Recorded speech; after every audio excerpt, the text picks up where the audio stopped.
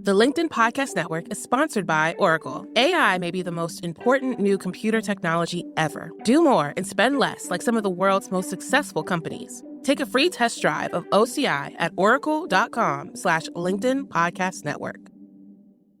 LinkedIn presents.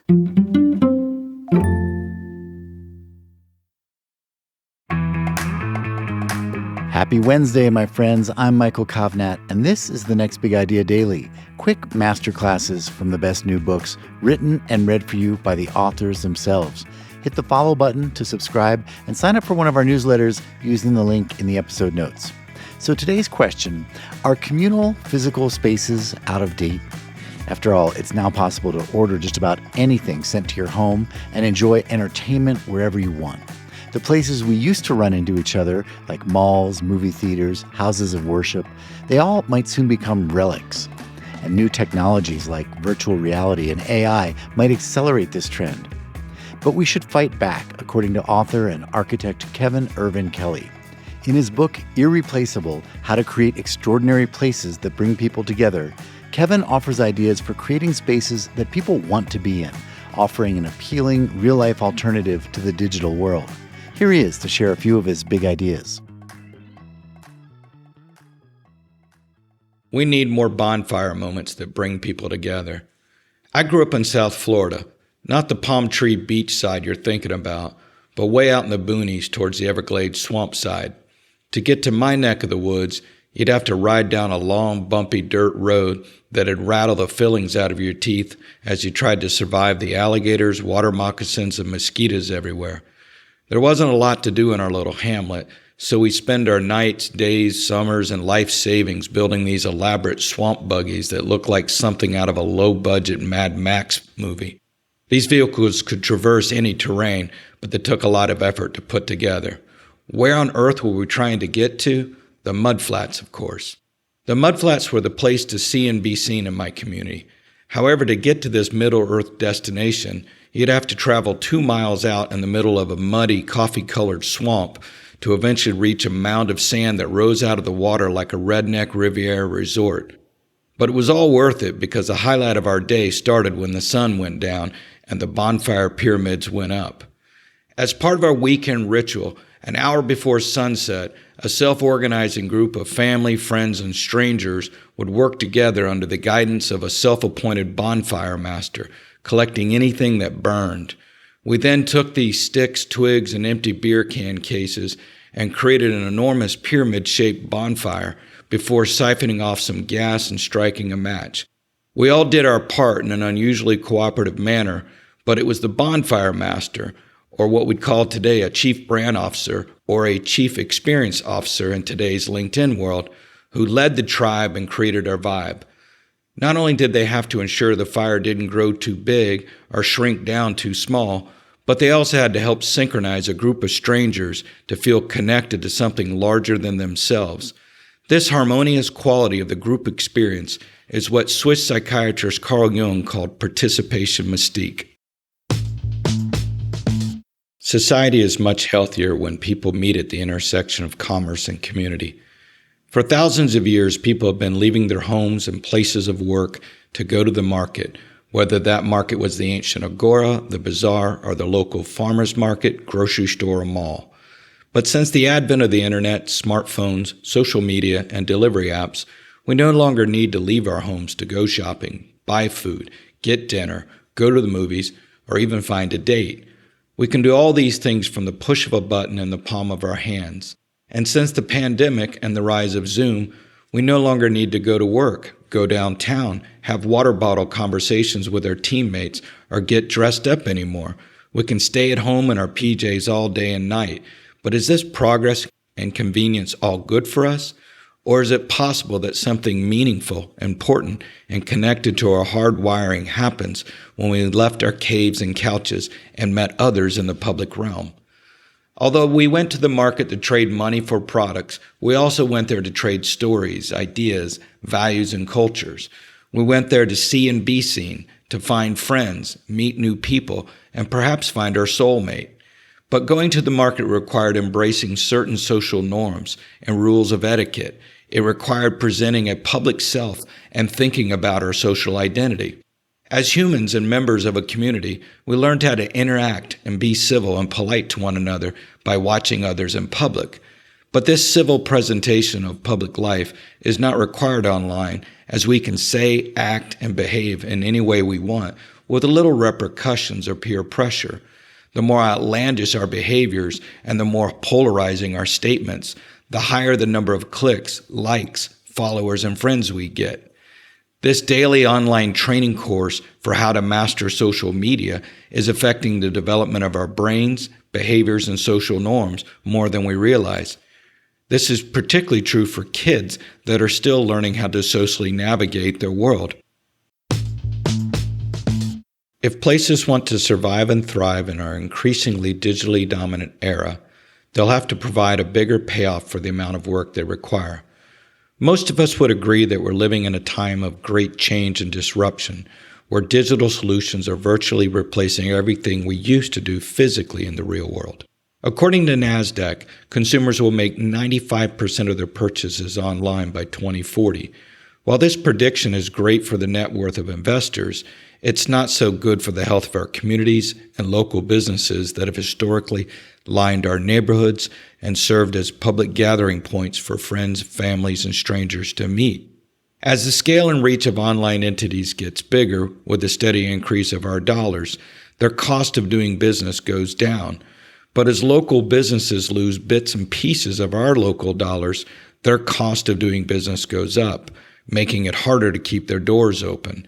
Amazon alone offers 353 million products online and takes a whopping $17 million out of the market every hour.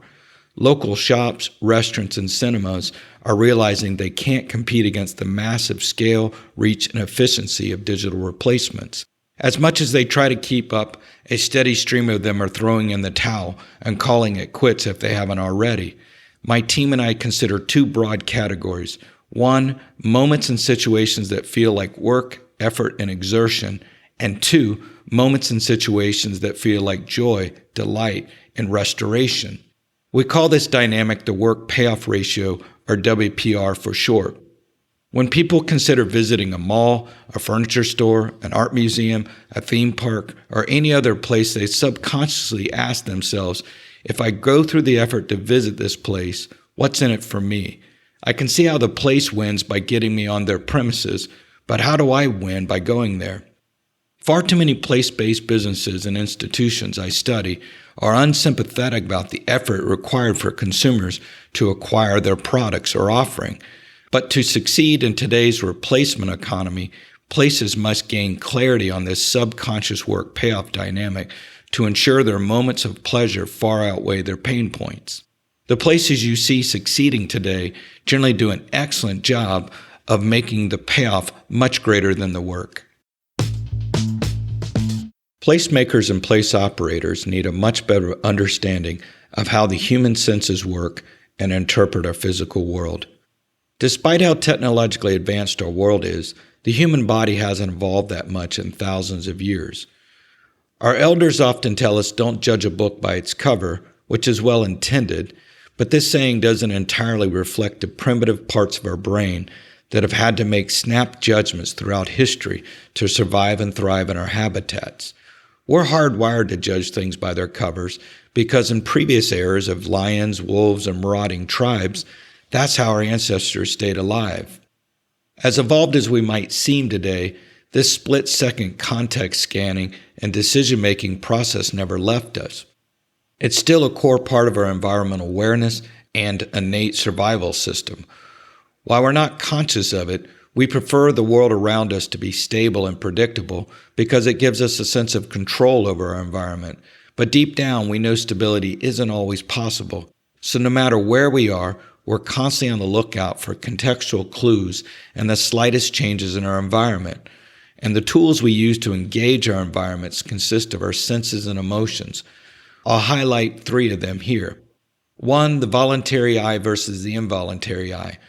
While all the senses work together to help us interpret our environment, our vision plays a major role in piloting us through the world and steering our decisions in 2 conceptual modes, the voluntary eye and the involuntary eye. Knowing the difference between these two modes can be incredibly helpful in understanding people's engagement with their environment. The second principle is visual harmony versus visual noise. The human eye prefers visual harmony over visual noise. Part of the reason for this preference is that our body's instinct, if not compulsion, is to try to make sense of an image, a scene, or our surroundings. But when we can't figure a scene or situation out because of a high level of visual noise, our mind gets frustrated and our body's energy wears down. Why does this matter? Well, if you're a school, a museum, or a retail store, grabbing the attention of your audience and holding their engagement is key. The third principle, information overload versus sensory deprivation. Humans have always preferred the beautiful over the unattractive and the stimulating over the monotonous.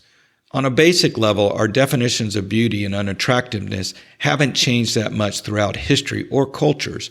Universally, we still prefer qualities like symmetry, composition, rhythm, scale, repetition, proportion, contrast, and surprise.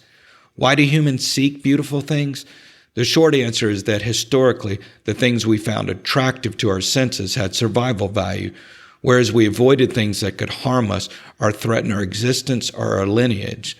Unfortunately, many venues such as grocery store aisles, Department of Motor Vehicles, or the post office don't qualify as places humans want to be, much less consider attractive, inviting, or stimulating.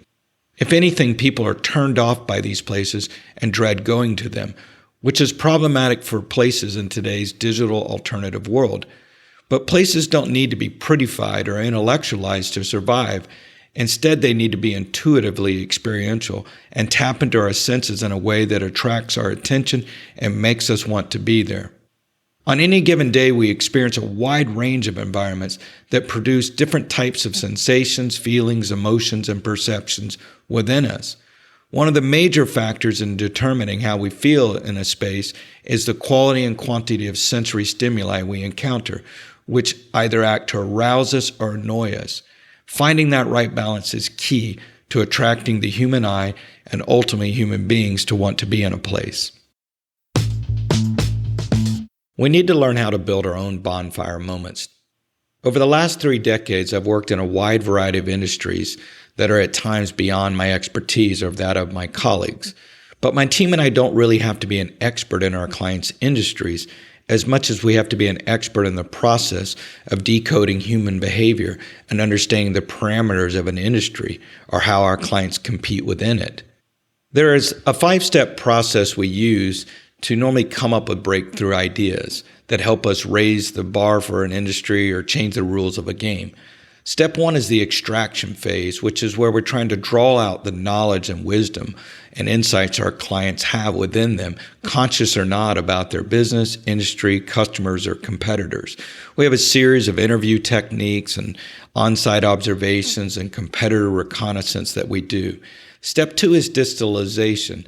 The distill phase entails taking all the field notes and raw data and observational insights we uncovered in our extraction phase, and then starting to put them into categories or what we call buckets. These buckets might include things such as design or operations, management or consumer behavior, or organizational issues. We initially put all these different ideas in these buckets without talking to each other. We try not to actually have too much course correction or terminology correction so that we don't bias each other's first impressions. What we're really after is those pure, raw instincts and impressions you get when you see something. Our step 3 is our articulation phase, which is where we start to take everything we distilled and start putting it into an order from a hierarchy of the one idea that had the most consistent kind of consensus to the ones that had the least consensus. We then start trying to string those ideas together into a coherent strategy and game plan that will build organizational consensus for our clients and that will inspire them to take action with a sense of urgency and conviction. Our goal is to get as simple as profound as we can be, but achieving this profound simplicity requires combing through ideas and detangling the knots. Sometimes this is messy in the beginning, but the more times we chisel it down, the more times we present it, the closer we get to turning it into generally a 1-sentence or a 3-word kind of strategy. Step 4 is the crystallization phase, and this is our most creative, magical, kind of non-linear part of our work. It's where we take everything, our insights, our findings, our problems, our strategies, and we start kind of turning them from verbal written ideas into physical, tangible, and experiential concepts that actually have form and shape and communicate a whole lot. Our ultimate goal is to turn these complex ideas and strategies into 2-second icons or symbols or scenes or scenarios that executives can grasp quickly with enthusiasm and excitement.